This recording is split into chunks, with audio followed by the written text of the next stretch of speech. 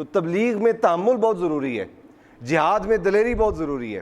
اگر جہاد کے وقت انسان کہے نہیں نہیں نہیں نہیں میں تو بڑا تحمل مزاج آدمی ہوں، میں تو کسی کو کچھ کہتے ہی نہیں، میں تو جناب جیسے ہمارے ہاں لوگوں نے چائے پلا کے بھیج دیا تھا اگر جہاد کے وقت ایسا رویہ آ جائے تو پھر جہاد جہاد نہیں رہتا، اور اگر تبلیغ کے اندر تلوار نکل آئے تو پھر تبلیغ جو ہے وہ تبلیغ نہیں رہتی۔ کافروں اور مشرکوں کی طرف سے ملنے والی تکلیفیں، پریشانیاں، اذیتیں، ان کو خندہ پیشانی سے برداشت کرنے کے حوالے سے اس آیہ مقدسہ میں مسلمانوں کی تربیت کی گئی ہے۔ پچھلی آیہ مقدسہ آپ دیکھیں نا، کل نفس ذائقۃ الموت، اس میں اللہ رب العالمین نے سید عالم جان کائنات صلی اللہ علیہ وسلم کو تسلی عطا فرمائی کہ احد شریف میں جو جانی نقصان ہوا ہے، مالی نقصان ہوا ہے، اس پہ جو منافقین طنز کر رہے ہیں، تان و تشنیع کر رہے ہیں، باتیں کر رہے ہیں، آپ اور آپ کے جو اصحاب ہیں وہ اپنا دل تنگ نہ ہونے دیں، خود کو پریشان نہ ہونے دیں، اس لیے کہ کل نفس ذائقۃ الموت، ہر ذی روح نے، ہر جان نے موت کا مزہ چکھنا ہے۔ تو اس آیہ مقدسہ جو آج ہم نے پڑھنی ہے، اس میں بھی آقا علیہ السلام اور سرکار کے اصحاب کو تسلی عطا فرمائی گئی۔ یہ اسی تسلسل کی ایک کڑی ہے جو پچھلی آیات سے ہم پڑھتے آ رہے ہیں۔ ارشاد فرمایا لَتُبْلَوُنَّ فِي أَمْوَالِكُمْ وَأَنفُسِكُمْ، فرمایا تم ضرور آزمائے جاؤ گے، فی اموالکم، اپنے مال کے حوالے سے، وَأَنفُسِكُمْ، اور اپنی جانوں کے حوالے سے۔ تو تسلی اللہ رب العالمین نے حضور سید عالم جان کائنات صلی اللہ علیہ وسلم اور سرکار کے اصحاب کو یہ عطا فرمائی کہ جنگ احد شریف میں جو نقصان ہوا ہے جانوں کے حوالے سے، تو اس طرح کی پریشانیاں ہیں، ایک مسلمان کو ذہنی طور پہ ان کے حوالے سے تیار رہنا چاہیے، اس لیے کہ خلاق عالم جل وعلا نے جب یہ کائنات تخلیق فرمائی ہے تو اس کائنات کو ہمیشہ رہنے کے لیے نہیں بنایا۔ یہ عارضی گھر ہے، ہر شخص یہاں آتا ہے، اپنی ڈیوٹی پوری کرتا ہے، اور ڈیوٹی پوری کر کے وہ اپنے منزل مقصود کی طرف روانہ ہو جاتا ہے۔ اعمال اچھے ہوں تو آخری انجام اچھا ہے، اعمال برے ہوں تو آخری انجام برا۔ بارہا قرآن مجید میں یہ تصور مسلمانوں کو سمجھانے کی کوشش کی گئی کہ اس دنیا میں دل نہیں لگانا، جیسے ہمارے اکابر بزرگ صوفیاء فرمایا کرتے تھے کہ دنیا میں رہو لیکن دنیا کے بن کر نہ رہو، دنیا میں رہو لیکن دنیا میں رہو لیکن خدا رسول کے بن کر رہو۔ اسی طرح یہاں یہ بھی سمجھایا جا رہا ہے کہ تمہیں آزمایا جائے گا، تم اگر دل تنگ کر بیٹھو گے تو پھر سروائیو کیسے کرو گے، جو معاشرے کی اذیتیں ان کا سامنا کیسے کرو گے۔ اور ایک بات اور بڑی قابل غور ہے کہ جب انسان کو کوئی تکلیف پہنچنے والی ہو اور تکلیف آنے سے پہلے انسان کو پتہ چل جائے کہ مجھے یہ تکلیف پہنچنی ہے، تو وہ تکلیف برداشت کرنا، مصیبت برداشت کرنا، آزمائش کو سہنا اس کے لیے آسان ہو جاتا ہے۔ جنگ احد شریف سے مسلمان جو تھے وہ ابھی فارغ ہوئے تھے، اور جو ایذا کافروں کی طرف سے مسلمانوں کو اور سید عالم جان کائنات صلی اللہ علیہ وسلم کو پہنچی، وہ ابھی زخم تازے تھے۔ تو پھر اللہ رب العالمین نے اور حکم نازل فرما دیا کہ محبوب ان سے کہیں کہ یہ کیوں پریشان ہو گئے ہیں، اتنی سی تکلیف سے پریشان ہو گئے، بلکہ ان سے تو مزید آزمائشیں بڑی آنے والی ہیں، یہ آزمائے جائیں گے، کبھی مال کے حوالے سے، کبھی جان کے حوالے سے۔ اگر یہ دل تنگ کر بیٹھیں گے تو پھر اسلام کی تبلیغ اور اشاعت اور اسلام کے غلبے کا کام کیسے ہوگا؟ اور یہ اللہ رب العالمین کا فضل ہے کہ جو تکلیفیں، پریشانیاں مستقبل میں آنی تھیں، رب نے ان سے پہلے آگاہ فرما دیا، متنبع کر دیا کہ یہ کچھ ہونے والا ہے آگے۔ کیونکہ غلبہ اسلام جو ہے نا، غلبہ اسلام، اس کے دو راستے ہیں، دو بنیادیں ہیں، دو طرق ہیں اس کے بنیادی، ایک طریقہ جہاد اور ایک طریقہ تبلیغ۔ دونوں کا مزاج مختلف ہے، ہیں دونوں راستے، دونوں طریقے، دونوں انداز اسلام کو غالب کرنے والے، لیکن دونوں کا انداز مختلف، دونوں کا مزاج مختلف۔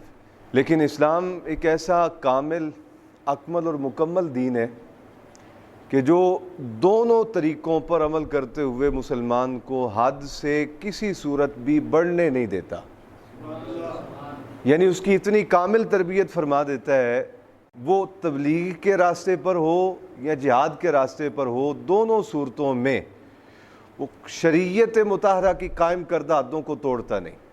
مثلا ایک غلبہ اسلام کا راستہ جہاد، تو اس کے لیے بھی شریعت مطہرہ نے قانون وضع کیے۔ فرمایا جب میدان جنگ میں اترو تو دشمن کے بچوں کو قتل نہیں کرنا، دشمن کی خواتین کو نہیں مارنا، دشمن کے بوڑھوں کو نہیں قتل کرنا، اسی طرح دشمن کے گھروں کو نہیں جلانا، دشمن کے مال کو نقصان نہیں پہنچانا۔ اس میں بھی یہ قانون وضع کیے اسلام نے کہ اس حد سے نہیں بڑھنا، جو ہتھیار ڈال دے اس کو معاف کر دینا ہے، اور جو تمہارے ملک میں رہنے کے لیے جزیہ دے دے اس پر بھی تلوار ہتھیار نہیں اٹھانا، درگزر کرنا ہے۔ یہ قوانین وضع کیے اسلام نے، جبکہ اسلام کے برعکس جتنے ہیں ان مذاہب میں، ان طبقات میں ان چیزوں کا نہ پاس رکھا گیا نہ لحاظ رکھا گیا، بلکہ جب دشمن چلتے ہیں نا تو پھر ہمیں یہ خبریں بھی پڑھنے کو ملتی ہیں کہ کابل کے اندر ایک دینی ادارے کو جو ہے وہ امریکی جہازوں نے بموں کے ذریعے نشانہ بنا کے 125 بچہ شہید کر دیا۔ اسلام کے مزاج سے ہٹ کے جو تلوار اٹھاتے ہیں یا تبلیغ کرتے ہیں، ان کا نتیجہ یہ نکلتا ہے کہ کبھی اطلاع ملتی ہے کہ فلاں پاکستان کے شہر میں ایک کالج پر، ایک سکول پر اٹیک کیا گیا اور اتنے بندے جو ہیں وہ شہید کر دیے گئے، جبکہ اسلام، غلبہ اسلام کے ان دونوں راستوں کی حدوں کا تعین کرتا ہے۔ جہاد کے حوالے سے میں نے کچھ اشارتاً آپ کے سامنے عرض کر دیا۔ تبلیغ جو ہے نا، تبلیغ، اس کے حوالے سے بھی حدوں کو متعین کیا۔ ہمارے یہاں کچھ عرصہ پہلے ایک صاحب نئے نئے نمازی بنے، تو وہ عین وقت سے 2 منٹ پہلے اٹھتے دکان سے تو ایک شلوار کا پونچا گوڈے گوڈے، تو دوسرا جو ہے وہ آدھی آدھی پنڈلی تک، ایک پونچا ایسے تو دوسرا ایسے، دوڑتے آتے بم ٹونگتے پہنے، چلو چلو نماز واسطے، چلو چلو نماز واسطے، اوے تو نہیں اٹھتا پیا، اوے تو نہیں اٹھتا پیا، اوے تو کی کرنڈیا ہوئے تینوں یا ہی نہیں ہو، تو نماز نہیں پڑھتا، اوے تو بے ایمان ہو کے مرنا ہے، اوے تو جو کچھ ان کے منہ میں آتا وہ کہہ دیتے۔ اچھا، ایک دفعہ کسی جگہ میں بیٹھا تھا تو وہ دوڑتے دوڑتے آئے نا، تو اسی روانی میں وہ مجھے بھی انہوں نے ساتھ رگڑا۔ میں کہا پترا نس کے جا، اتنے بہ کے انتظار ہی کرنا اس واسطے کہ میں آنا ہے تو نماز پڑھانی ہے نا، جس کی ڈیوٹی ہے نماز پڑھانے کی، اس کو بھی ہاں کریں کہ چلو چلو نماز پڑھو، چلو چلو نماز پڑھو۔ تو تبلیغ جو ہے نا، تبلیغ، اس کے بھی اسلام نے اصول وضع کیے، اس کے بھی قانون وضع کیے اور اسلوب وضع کیے کہ ان کے اندر رہ کر جب تم تبلیغ کرو گے تو تمہاری تبلیغ میں اثر پیدا ہو جائے گا، تمہاری تبلیغ میں روحانیت پیدا ہو جائے گی، تمہاری تبلیغ کے اندر کمال پیدا ہو جائے گا اور لوگ اس سے متاثر ہوں گے۔ وہ انداز کیا ہے تبلیغ کا؟ حسن اخلاق۔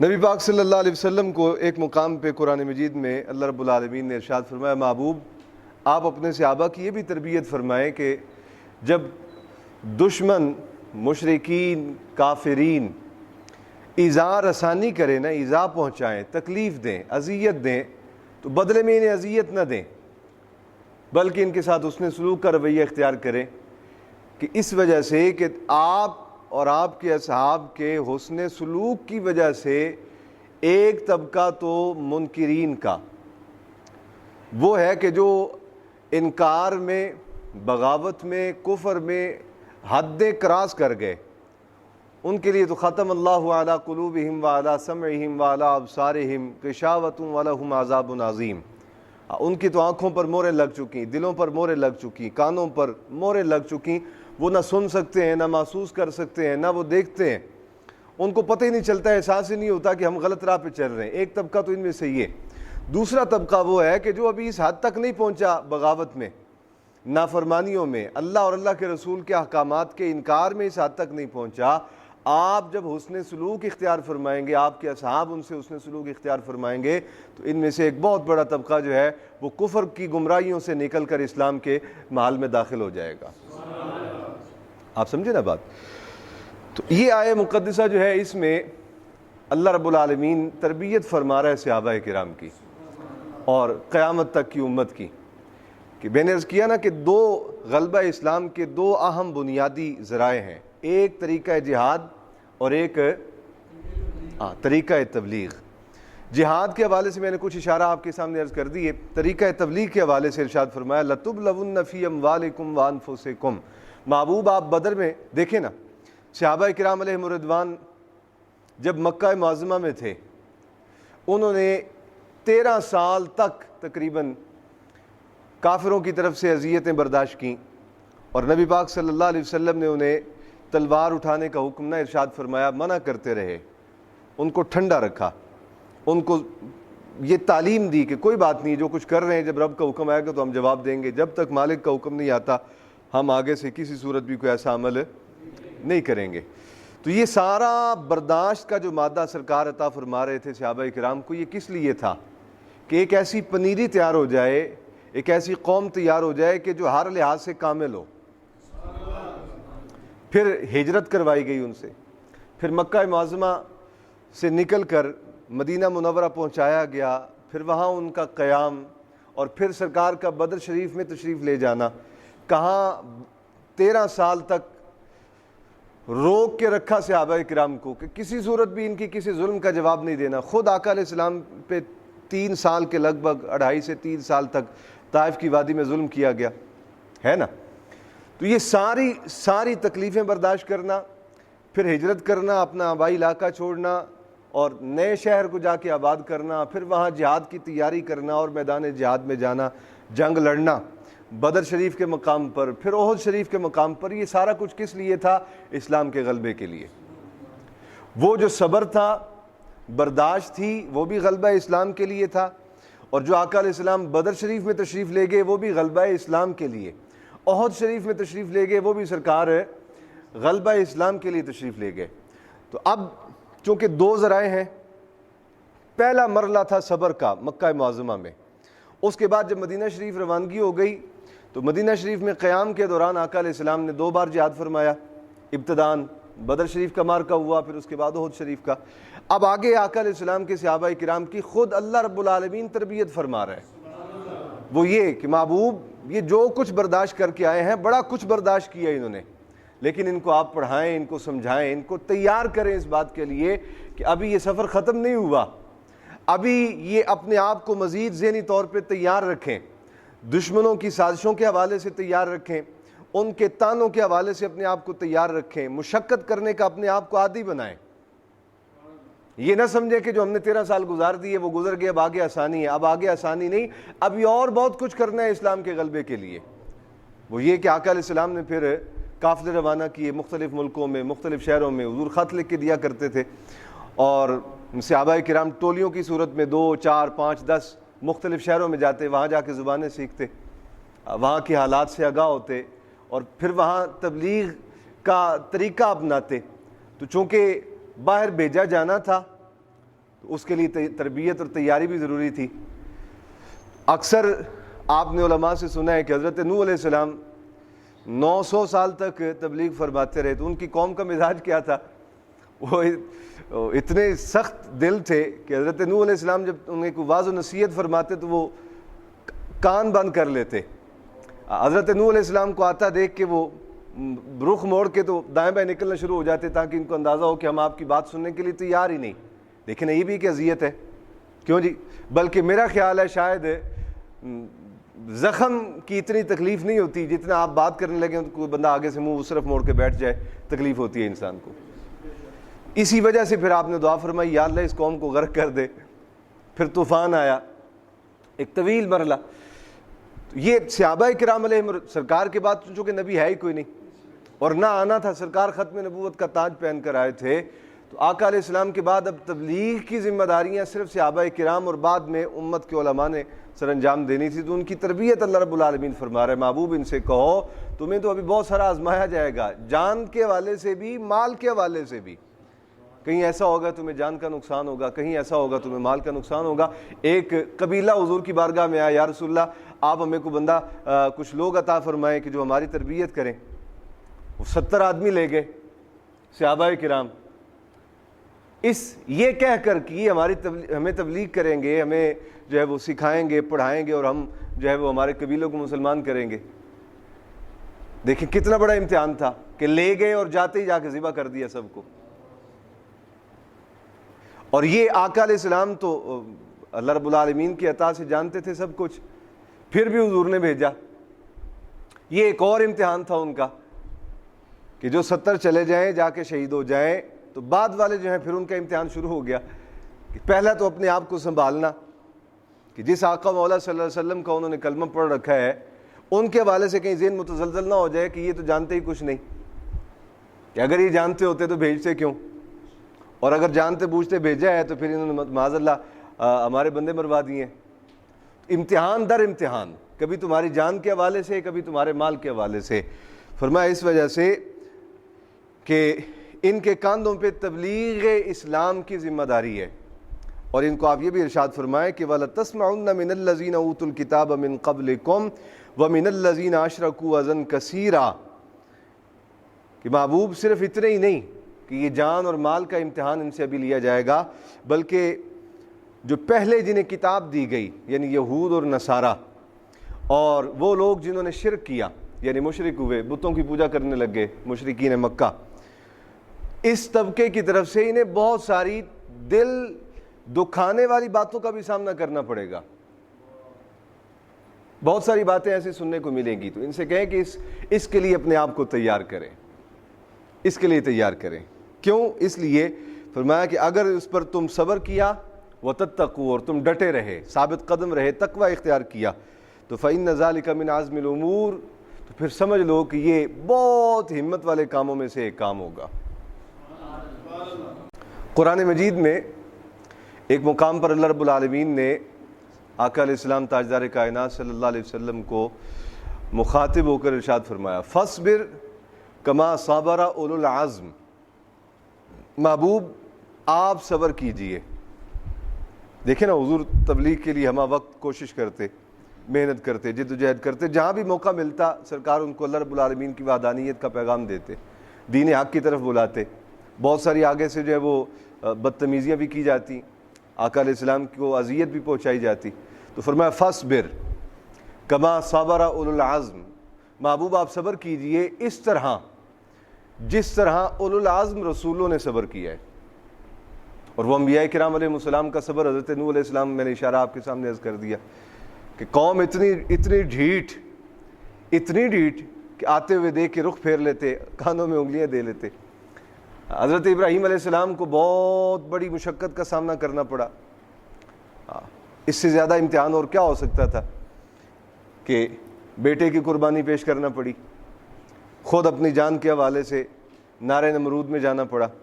اور یہ تو پھر مالک کا فضل تھا نا کہ قلنا یا نار کونی بردم و سلام علی ابراہیم, اللہ نے خود آگ سے فرمایا آگ ٹھنڈی ہو جا میرے ابراہیم کے لیے, لیکن اتنا ٹھنڈا بھی نہیں ہونا کہ آپ کا جسم ٹھر جائے. اتنا ٹھنڈا, برف ہاتھ میں پکڑی ہو نا, ہے ٹھنڈی, اچھی چیز ہے, لطیف چیز ہے, لیکن جب وہ زیادہ دیر قریب رہتی ہے تو وہ ہاتھ کو سن کرنے لگ جاتی ہے. اور آگ اچھی چیز ہے, سردیوں میں انسان تاپتا ہے اسے اپنے جسم کی جو شدت ہے سردی والی وہ تھوڑی کم کرتا ہے, لیکن اگر وہ زیادہ جسم کے قریب آ جائے تو تکلیف کا سبب بن جاتی ہے. اللہ نے فرمایا دیکھ اے آگ, ابراہیم نے میرے لیے اتنی قربانی دی ہے کہ سب کچھ چھوڑ چھاڑ کے آ گئے, اپنی جان تک ایک بار زبان سے اف بھی نہیں کیا. اب تو ان کے ساتھ وفا کر, اور وہ یہ کہ قلنا یا نار. دیکھیں رب کہاں, آپ قرآن پاک دیکھتے ہیں, قرآن پاک کا ترجمہ تفسیر آپ پڑھ رہے ہیں, آپ دیکھتے ہیں قرآن مجید میں اللہ رب العالمین براہ راست مخلوق سے مخاطب نہیں ہوتا. انبیاء کرام سے خطاب فرماتا ہے تم ان سے کہو، تم ان کی تربیت کرو، لیکن جب اپنوں کی باری آتی ہے، پیاروں کی باری آتی ہے، تو رب کتنا جو ہے وہ اس معیار سے کرم فرماتے ہوئے یوں کہہ لیں کہ آگ سے مخاطب ہو جاتا ہے۔ قلنا، اللہ فرماتا ہے قرآن میں، ہم نے کہا آگ سے، یا نار، اے آگ ٹھنڈی ہو جا۔ کہاں رب انبیاء سے خطاب فرمائے اور کہاں جو ہے وہ آگ سے۔ اسی طرح دیگر انبیاء کرام علیہ السلام، بہت سارے انبیاء ایسے تھے بنی اسرائیل کے کہ جن کو آروں کے اندر دے کے کاٹ دیا گیا، دو حصے کر دیے گئے۔ تو فرمایا فَاصْبِرْ كَمَا صَبَرَ أُولُو الْعَزْمِ، محبوب آپ صبر کیجئے جس طرح پہلے اولو العزم رسولوں نے صبر فرمایا ہے۔ یہ جو صبر تھا نا تبلیغ میں، میں نے آپ کو بتایا نا غلبہ اسلام کے دو طرق، ایک جہاد اور ایک تبلیغ۔ تو تبلیغ میں تحمل بہت ضروری ہے، جہاد میں دلیری بہت ضروری ہے۔ اگر جہاد کے وقت انسان کہے نہیں نہیں نہیں میں تو بڑا تحمل مزاج آدمی ہوں، میں تو کسی کو کچھ کہتے ہی نہیں، میں تو جناب جیسے ہمارے ہاں لوگوں نے چائے پلا کے بھیج دیا تھا، اگر جہاد کے وقت ایسا رویہ آ جائے تو پھر جہاد نہیں رہتا۔ اور اگر تبلیغ کے اندر تلوار نکل آئے تو پھر تبلیغ جو ہے وہ تبلیغ نہیں رہتی۔ دونوں کا مزاج الگ، انداز الگ، اور قرآن اور حدیث نے، آقا علیہ السلام نے اس کی اصول وضع کر دیے کہ وَلَا تَسْتَوِي الْحَسَنَةُ وَلَا السَّيِّئَةُ ادفع باللتی ہی احسن۔ ہرگز آپ کو جو حکم دیا جا رہا ہے کہ آپ صبر کریں ان کی طرف سے پہنچنے والی اذیت پر، اس کا معنی یہ نہیں کہ یہ بھی حق ہیں، یہ بھی سچے ہیں، یہ بھی درست ہیں، ایسا نہیں کہا۔ کسی صورت بھی اچھائی اور بدی، برائی جو ہے وہ برابر نہیں ہو سکتے، لیکن آپ کو جو صبر کرنے کے بارے میں آپ کا رب حکم ارشاد فرماتا ہے وہ اس لیے ہے کہ ادفع باللتی ہی احسن، آپ ان کی برائی کو، آپ ان کی بدی کو اچھے انداز میں دفع فرمائیں، اچھے انداز میں دور کریں۔ اس کا نتیجہ کیا ہوگا؟ اس کا نتیجہ یہ ہوگا کہ آپ کے اور جس شخص کے درمیان عداوت ہوگی، یہ بظاہر تو خطاب آقا علیہ السلام کی ذات کو ہے لیکن تعلیم امت کے لیے یہ، آپ کے اور آپ جس شخص کے درمیان عداوت ہوگی، فرمایا ادفع باللتی ہی احسن، اس کی برکت اور اس کا نتیجہ یہ نکلے گا کہ وہ عداوت محبت میں بدل جائے گی۔ ایک اور مقام پہ اللہ رب العالمین نے سورۃ الشورى میں ارشاد فرمایا فَمَنْ عَفَا وَأَصْلَحَ فَأَجْرُهُ عَلَى اللَّهِ۔ یہ جو کچھ کرتے ہیں، کرتے پھریں، ظلم کر رہے ہیں، زیادتیاں کر رہے ہیں، تو آپ ان کو معاف کر دیں۔ یہ دل شکنیاں کرتے ہیں، آپ معاف کر دیں۔ یہ اذیت پہنچاتے ہیں، آپ معاف کر دیں۔ ایذا پہنچاتے ہیں، آپ معاف کر دیں۔ آپ کی دعوت و ارشاد کو اور آپ کی تبلیغ کو اور آپ کے پیغام کو رد کرتے ہیں، اس کی تکذیب کرتے ہیں، اسے جھٹلاتے ہیں، محبوب آپ ان سے سختی نہ فرمائیں۔ جو معاملہ اپنی قوم کے ساتھ حضرت نوح علیہ السلام نے فرمایا تھا بد دعا والا، آپ ان کے ساتھ وہ نہ فرمائیے گا، اس لیے کہ نوح ہے، محبوب ہے۔ اور میں کبھی کبھار اس مقام پہ آ کے یہ بات کہا کرتا ہوں کہ حضرت نوح علیہ السلام نے جب دعا فرمائی تھی نا، بد دعا فرمائی تھی، تو پوری دنیا ایک دفعہ مٹ گئی، لیکن ایک آپشن رکھا کہ جو ان کی کشتی میں سوار ہو جائے گا بچ جائے گا۔ اگر حضور بد دعا فرما دیتے تو یہ محبوب ہیں۔ میرا دل اور ایمان یہ کہتا ہے کہ اگر حضور بد دعا فرما دیتے تو پھر بچنے کے لیے کوئی گنجائش باقی نہ ہوتی۔ اس لیے بار بار قرآن مجید میں اللہ رب العالمین نے اپنے محبوب کو فرمایا محبوب صبر کیجئے، صبر کیجئے، فاصبر، صبر کیجئے۔ اور یہ جو کچھ کرتے ہیں، تکلیفیں دیتے ہیں، اذیتیں دیتے ہیں، آپ ان پہ صبر کریں اور انہیں معاف کریں، اس وجہ سے کہ فمن عفا واصلح، جس نے معاف کر دیا اور اصلاح کر لی، فاجرہ علی اللہ، فرمایا اس کا اجر اللہ کے ذمہ کرم پر ہے۔ عزیزان ذی وقار، غلبہ اسلام کے دو طرق، ایک طریقہ جہاد اور ایک طریقہ سارے بولیں طریقہ تبلیغ۔ طریقہ جہاد کا الگ انداز، اس میں بھی اسلام نے اصول وضع کیے کہ حد سے تجاوز نہیں کرنا، ماڑوں کو نہیں مارنا، جو ہتھیار ڈال دے اس کا قلع کما نہیں کرنا، اس کے لیے گنجائش معافی کی ہے۔ اور طریقہ تبلیغ میں بھی اللہ رب العالمین نے اصول وضع کر دیے کہ طریقہ تبلیغ کے وقت اگر کوئی بات نہ سنے تو صبر کرنا ہے، اذیت پہنچائے تو صبر کرنا ہے۔ اس کا نتیجہ یہ نکلے گا کہ جو تم سے عداوت رکھتا ہے، نفرت رکھتا ہے، بات نہیں سننا چاہتا، ایک وقت آئے گا وہ بھی بات سن لے گا۔